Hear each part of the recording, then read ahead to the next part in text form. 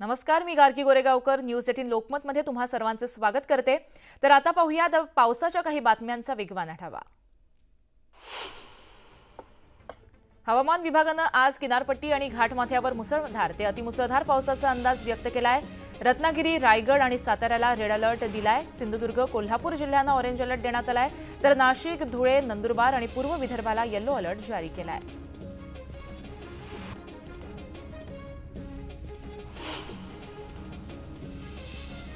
भारतीय हवामान विभागाने मुंबई, नवी मुंबई, ठाणे, रायगड आणि पालघर जिल्ह्यांसाठी रेड अलर्ट जारी केलाय। दिवसभरात काही भागामध्ये मुसळधार तर तुरळक भागामध्ये अतिमुसळधार पावसाचा अंदाज वर्तवण्यात आलाय। राज्यात आज सर्वत्र मुसळधार पावसाने हजेरी लावली आहे। यामुळे ठाणे, पुणे, पालघर, सातारा, सांगली, रायगड, रत्नागिरी जिल्ह्यातील शाळांना आज सुट्टी जाहीर करण्यात आली आहे।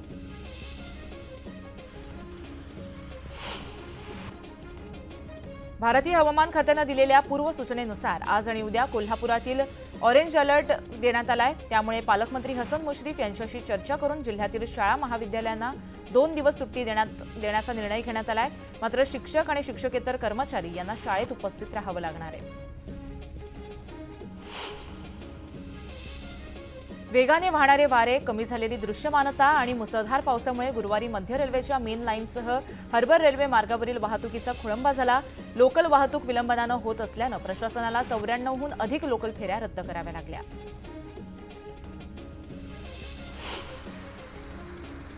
गेल्या 4 ते 5 दिवसांपासून पनवेलमध्ये मुसळधार पाऊस कोसळतोय। यावर्षी 22 जुलैपर्यंत 2060 मिलीमीटरपेक्षा जास्त पावसाची नोंद झाली असून 18 ते 22 जुलैपासून पर्यंत 5 दिवसांमध्ये तब्बल 500 मिलीमीटर नोंद झाली आहे। खराब हवामान, वादळी वाऱ्यासह पावसाचा फटका, यामुळे 8 दिवसांनंतरही धोक्याचा इशारा देणारा 3 नंबरचा लाल बावटा हा कायम असल्यामुळे गेटवे, एलिफंटा, जेएनपीटी, त्याचबरोबर मोरा, भाऊचा धक्का, करेजा, रेवस या सागरी मार्गावरील वाहतूक ही अद्याप बंदच आहे। मात्र यामुळे शेकडो व्यावसायिकांचं मोठ्या प्रमाणात नुकसान होत आहे। मुसळधार पाऊस आणि विविध नद्यांच्या वाढलेल्या पाणी पातळीमुळे मुंबई पुणे मार्गावर धावणाऱ्या सीएसएमटी ते पुणे डेक्कन क्वीन, सीएसएमटी ते पुणे प्रगती आणि पुणे ते सीएसएमटी इंटरसिटी एक्सप्रेस या 3 एक्सप्रेस रद्द केल्यात। तर आज पुणे ते सीएसएमटी डेक्कन क्वीन, पुणे ते सीएसएमटी प्रगती एक्सप्रेस, सीएसएमटी ते पुणे इंटरसिटी एक्सप्रेस रद्द करण्यात आल्यात, असं मध्य रेल्वे प्रशासनाकडून सांगण्यात आलंय।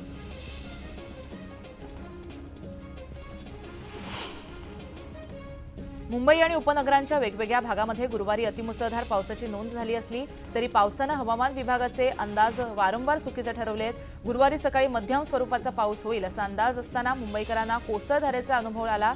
त्यानंतर शुक्रवार सकाळपर्यंत अतिवृष्टीचा सुधारित अंदाज जाहीर होताच पावसाचा जोर ओसरलाय। यामुळे नागरिक आणि यंत्रणांची पुन्हा एकदा फसलत झाली आहे।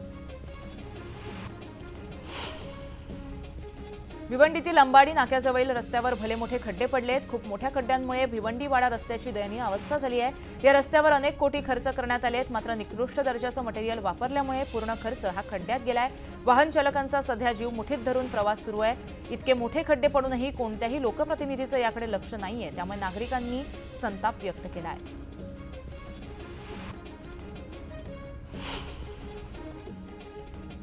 काल मुसळधार पावसाने पुण्याला चांगलंच झोडपून काढल्यानंतर आज पावसाने विश्रांती घेतली आहे।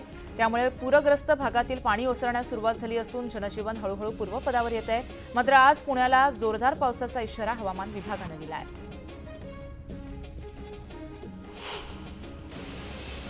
पुण्यातील पाण्याचा प्रश्न मिटलाय। एकाच दिवसामध्ये पुण्यातील 4ही धरणांमध्ये तब्बल 3.5 टीएमसी पाणी जमा झालंय। खडकवासला धरणातून यंदा 5 वर्षातील सर्वाधिक विसर्ग करण्यात आलाय।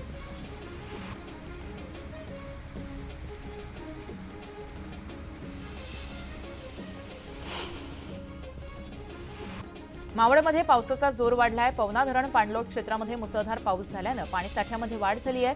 गेल्या 24 तासात 167 मिलीमीटर पाऊस झाला असून सध्या पवना धरणामध्ये 79.40% पाणीसाठा आहे।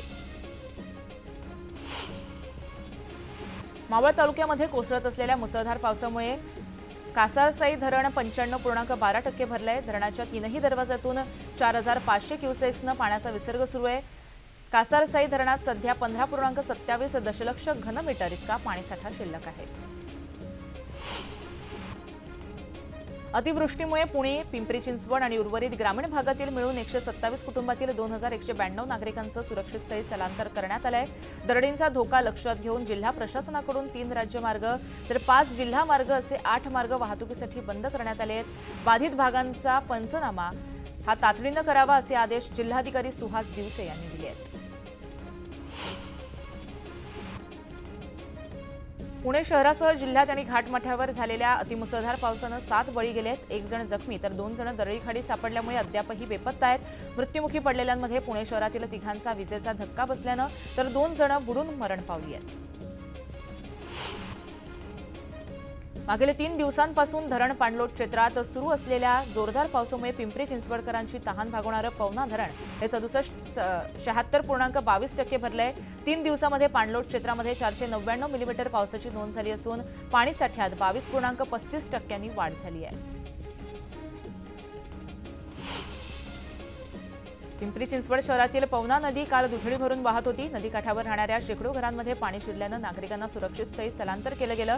मात्र आज इथला पूर ओसरलाय। घरामध्ये 5 ते 6 फूट पाणी आल्यामुळे घरातील सगळं साहित्य पूर्णतः विस्कळीत झालेलं आहे, खराब झालंय। त्यामुळे नागरिकांसमोर पुन्हा संसार उभा करण्याचं संकट उभं ठाकलंय। पुण्यातील पुराच्या पार्श्वभूमीवर केंद्रीय राज्यमंत्री मुरलीधर मोहोळ आज महत्त्वपूर्ण बैठक घेणार आहेत। पुण्यातील पूर परिस्थितीचा आढावा आणि उपाययोजना करण्यासाठी बैठकीचं आयोजन केलं असून जिल्हाधिकारी आणि आयुक्तही बैठकीला उपस्थित राहणार आहेत।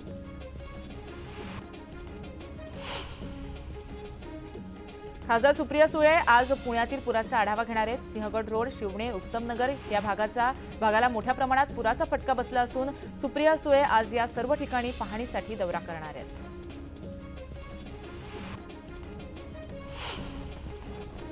जळगाव जिल्ह्यातील हतनूर धरणाचे 10 दरवाजे 2 मीटरनं उघडण्यात आले आहेत। हतनूर धरणातून 39,000 क्युसेक्स पाण्याचा विसर्ग हा तापी नदी पात्रामध्ये सोडण्यात येतोय।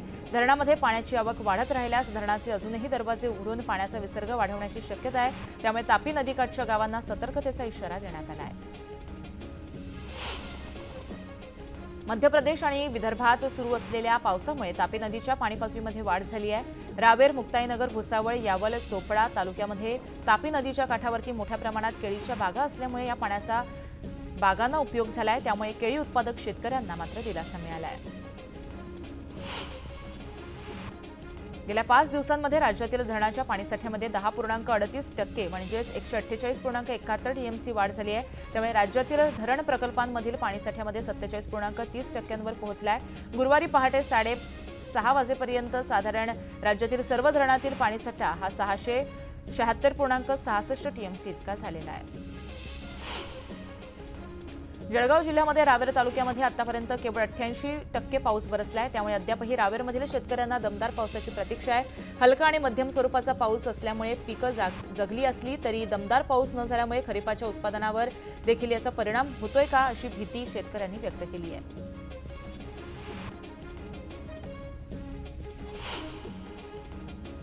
राज्यात नाशिक, छत्रपती संभाजीनगर आणि सोलापूर इथं तातडीनं कांद्याची बँक सुरू करण्याचे निर्देश मुख्यमंत्री एकनाथ शिंदे यांनी दिले आहेत। या ठिकाणी अणुऊर्जेच्या माध्यमातून कांद्यावरती विकरण प्रक्रिया करून त्याची साठवणूक केली जाणार आहे। कांद्याच्या महाबँकमुळे कांद्याची साठवणूक करता येईल आणि जेव्हा चांगला भाव असेल तेव्हा शेतकऱ्यांना विक्री करता येईल असंही मुख्यमंत्री म्हणाले आहेत।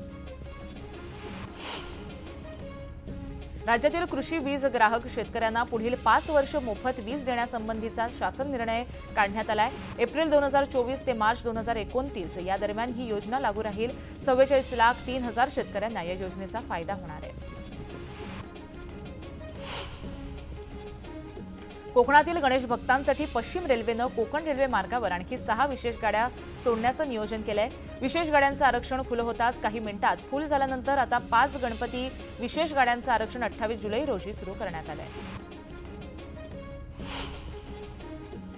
राज्यातील 75,000 गोविंदांना विम्याचं संरक्षण देण्याचा निर्णय महायुती सरकारनं घेतलाय। दहीहंडी उत्सवामध्ये मानवी मनोरे रस्त्यानं अपघात घडून किंवा दुर्घटना घडून दुर्दैवी मृत्यू झाल्यास, 2 अवयव किंवा 1 डोळा निकामी झाल्यास किंवा कायमस्वरूपी अपंगत्व आल्यास शासनाकडून 10 लाख रुपये इतकं विम्याचं संरक्षण देण्यात आलंय।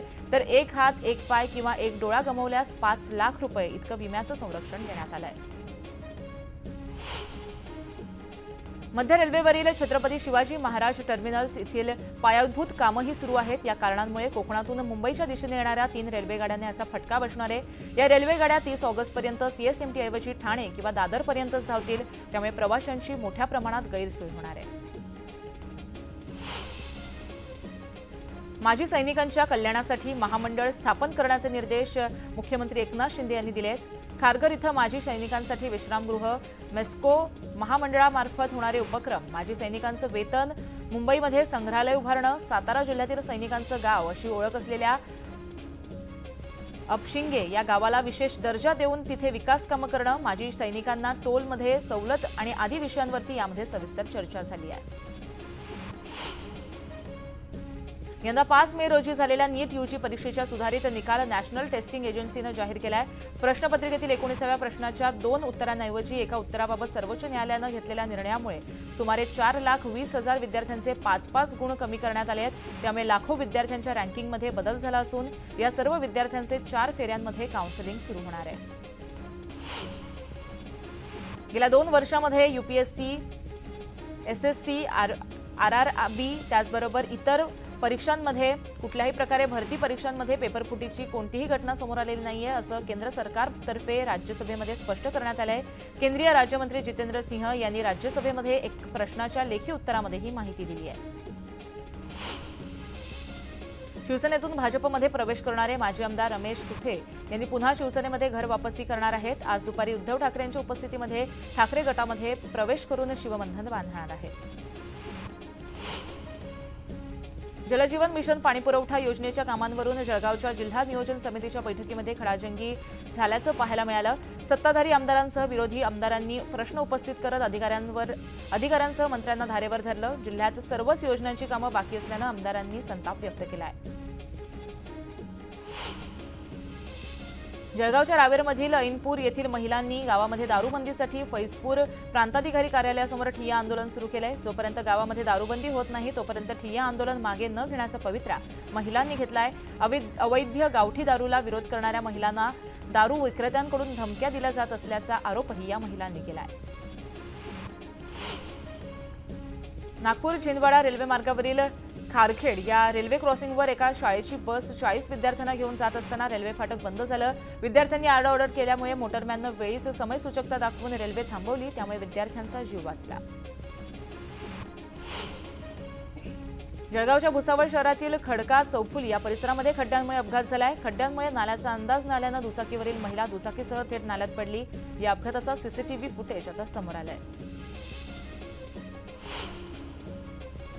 नागपूरच्या पिवळी मारबत या परिसरातील मोबाईलच्या दुकानामध्ये आग लागली आहे। रात्री बंद करून दुकान मालक हा घरी गेल्यावर दुकानातून अचानक धुराचे लोट निघाले। अग्निशमन विभागाला घटनास्थळी धाव घेत या आगीवर नियंत्रण मिळवलं, मात्र या आगीमध्ये 2 लाखांचा मुद्देमाल जळून खाक झालाय।